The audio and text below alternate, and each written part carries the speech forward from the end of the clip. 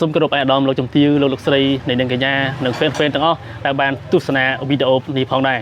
ថ្ងៃនេះខ្ញុំបាទយើងខ្ញុំទាំងអស់គ្នាកំពុងតែចូលជើងនៅភូមិអាចារ្យថ្មីសង្កាត់ព្រែកព្រះស្ដេចក្រុងនិងខេត្តបាត់ដំបងថ្ងៃនេះអាយឧត្តមអគ្គនាយកបានពំនាំនៅអំណោយជាច្រើនយកមកផ្ដល់ជូនបងចៅភិរមដែលជាជនមានពិការភាពភ្នែកផងដែរសូមប្រកល់ទូនីតិនេះជូនទៅដល់បងណារ៉ុន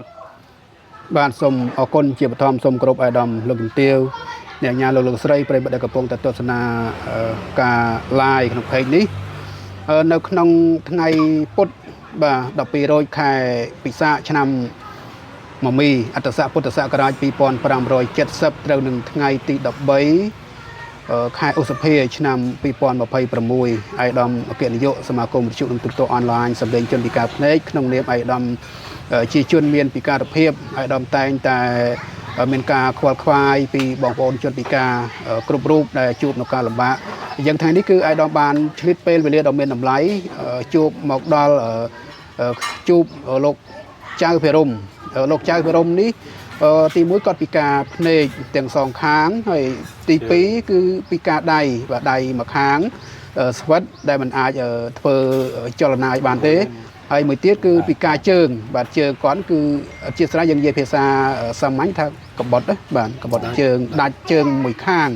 ដែលប្រើភ្លើងប្រើជើងសពនិមិត្តបាទអញ្ចឹងគឺប្រិមិត្តដែលកំពុងតែទស្សនានេះគឺគ្រាន់តែបានស្ដាប់អ្វីការរៀបរាប់របស់ខ្ញុំប្រកាសជាមានគេហៅថាអារម្មណ៍ក្តុកក្តួលណាស់ព្រោះមនុស្សម្នាក់មានពិការភាពរហូតទៅដល់3ចំណុចទៅហើយអញ្ចឹងការលំបាកវេទនារបស់គាត់ប្រហែលជាមានការលំបាកខ្លាំងណាស់បាទអញ្ចឹងនៅក្នុងគណៈនេះខ្ញុំសូមបកគលជូនទៅលោកចៅភិរមនៅពេលដែលលោកបានជួបជាមួយអាយដាមអគ្គនាយកក៏ដូចជាក្រុមការងារដែលបានយកអំណោយមកជូនដល់លោកផ្ទាល់មានថវិកាមានអង្គមានមីទឹកស្អ៊ីវទឹកត្រីខអីហ្នឹងតើលោកមានអារម្មណ៍យ៉ាងណាដែរសូមអញ្ជើញមានប្រសាសន៍បាទខ្ញុំមានអារម្មណ៍ក្តុកក្តួលសប្បាយចិត្តអប់ប្រមា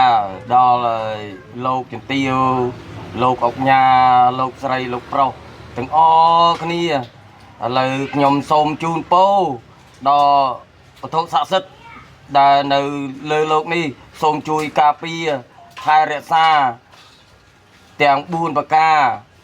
សូមអាយុវណ្ណៈសុខៈពលៈកុំឲ្យឃ្លីឡើយសូមឲ្យមានសុខភាពល្អបរិបូរណ៍ហើយតទៅមុខសូមឲ្យធ្វើការងារអ្វីមួយឲ្យលូនបានទៅដល់ទីបំផុតបាទអរគុណឲ្យសូមជូនទៅអាយដាមអគ្គនាយកដើម្បីលោកមានប្រសាសន៍ក៏ដូចជាការផ្ដាំផ្ញើទៅកាន់លោកភិរមដែរបាទសូមក្រុមជើញបាទថ្ងៃនេះក្នុងនាមខ្ញុំបាទជា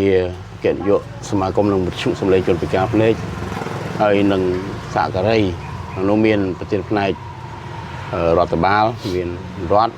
មានប្រធានផ្នែកទំនាក់ទំនងមានរ៉ាំបូហើយផ្នែកទីផ្សារ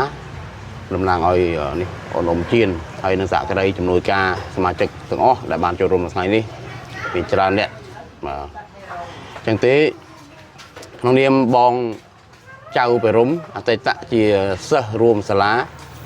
រួមមណ្ឌលរួមស្រុករួមទុកជាមួយគ្នារួមថ្នាក់អីចឹងទៅអញ្ចឹងដោយគិតពីអតីតកាលខ្ញុំមិនភ្លេចទេពីភាពកំសត់កំរជាមួយគ្នាចឹងថ្ងៃនេះក៏បានជានិច្ចកាលតែបានពំឡំយកនៅអំណោយផងហើយមកសួរសុខទុក្ខគាត់ផងបាទហើយ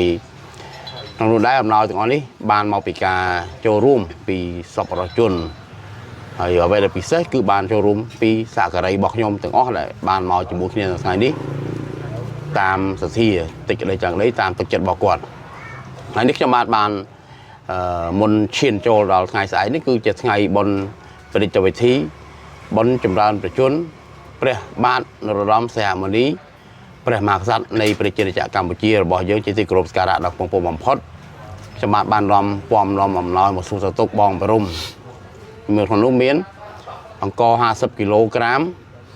ទឹកត្រីមួយយួរទឹកស៊ីអ៊ីវមួយយួរត្រីខមួយយួរមីមួយកេសនិងថវិកា 100000 រៀលហើយខ្ញុំបានសូមជូនពោដល់បងបរមព្រមទាំងក្រុមគ្រួសារសូមជួបផ្ទះតែសេចក្តីសុខសេចក្តីចម្រើនសុភមង្គលអាយុវែងហើយសូមជូនពរដល់បងប្អូនយើងដែលជាសហការីរបស់ខ្ញុំដែលបានអមដំណើរនៅថ្ងៃនេះ សូមជួបប្រទេសតែពុទ្ធពោទាំង4ប្រការគឺយុគណៈសិក្ខាបលៈដើម្បីឃ្លៀសឡើយបាទសូមអរគុណ សាធុសាធុសាធុ សកម្មភាពរបស់អាយឧត្តមអគ្គនាយកសែមសំណាងក៏តែងតែធ្វើនៅអំពើទាំងនេះជូនដល់ជនមានពិការភាពភ្នែកចាស់ជរាជនក្រីក្រឬក៏ជនភៀសសឹកជាដើមផងដែរពុកម៉ែបងប្អូនទាំងអស់ដែលកំពុងទស្សនានៅវីដេអូនេះ